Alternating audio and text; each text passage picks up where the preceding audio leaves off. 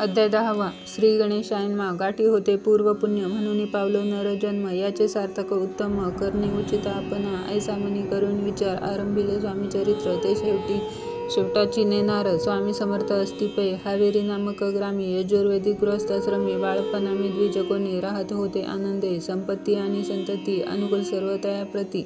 सावकारी सराफी करीती जनी वागती प्रतिष्ठित. 30 वर्षाचे वय झाले संसारात ते उबगले. सद्गुरु सेवेचे दिवस आले मती पालटली तयांची. जरी संसारी वर्तती तरी मनी नाही शांती. योग्य सद्गुरु आपणा प्रती कोठे आता भेटेल. पंचपक्वान्ने सुवर्ण ताटी भरून आपणा पुढे येती. पाहून या स्वप्नी अशा गोष्टी उल्हासले मानस.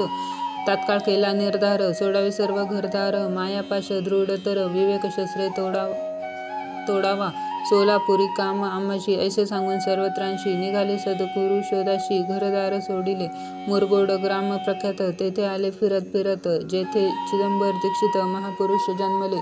मुरगोडी मल्हार दीक्षित वेदशास्त्री पारंगत. धर्मकर्मी सदारत ईश्वर भक्त तैसाची. परी तया नाही संतती म्हणून या उद्विग्न चित्ती. मग शिवाराधना करीती कामना चित्ती धरून. 12 वर्ष अनुष्ठान केले शंकराचे पूजन. सदाशिव प्रसन्न होऊन वर देत तयासी.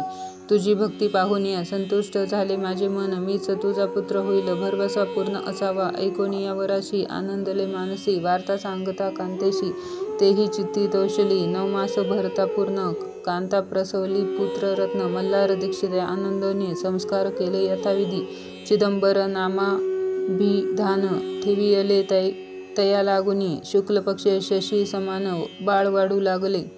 पुढे कैसे मौजी बंद वेदशास्त्री झाले निपुण. निघंटू शिक्षा व्याकरण काव्यग्रंथ पढविले. एकदा यजमानाचे घरी व्रत होते गजगौरी. चिदंबर तया अवसरी पूजे लागी आणिले. प्राणप्रतिष्ठा मंत्र म्हणता गजासी प्राण येऊन तत्वता. चालू लागला ते पाहता विस्मित झाले यजमान. ऐशालीला अपार दाखविती चिदंबर. प्रत्यक्ष जे का शंकर जगदुद्धारार्थ अवतरले. असे पुढे प्रौढपणे यत्न केला दीक्षितांनी. सर्व सामग्री मिळवून द्रव्य बहुत खर्चिले. तया समयी एके दिनी ब्राह्मण बैसले भोजनी. तूप गेले सरवणी दीक्षितांते समजले. जले भरले होते घट तयांशी लाविता अमृत हस्त. ते घृत झाले समस्त आश्चर्य करीती सर्वजण. तेव्हा पुढे शहरामाजी पेशवे होते रावबाजी. एके समयी ते सहजी दर्शनाते पातले.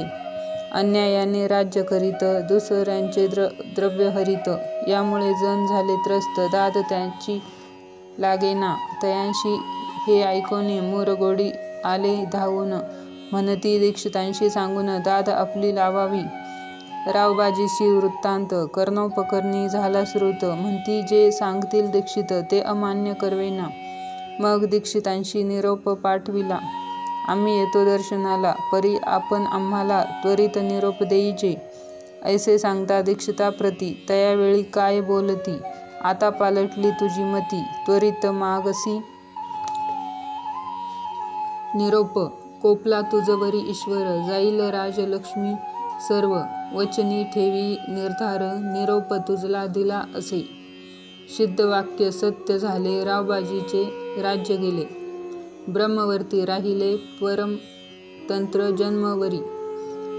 एके समयी अक्कलकोटी दीक्षितांच्या निघाल्या गोष्टी. तेव्हा बोलले स्वामी यती आम्ही त्याते जाणतो. यज्ञ समारंभाचे अवसरी आम्ही होतो त्याचे घरी. तूप वाढण्याची कामगिरी आम्हाकडे तै होती. महासिद्ध दीक्षित त्याचे वर्णिले अल्पवृत्त. मुरगोडी बाळप्पा येत पुण्यस्थान जाणून. तेथे ऐकला वृत्तांत.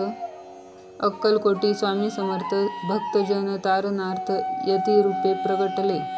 इति श्री स्वामी चरित्र सारामृत. नाना प्राकृत कथा संमत. सदा परिसोत प्रेमळ भक्त. दशमोध्याय गोड. श्री स्वामी राजार्पणमस्तु. शुभं भवतु. श्रीरस्तु. श्री स्वामी समर्थ.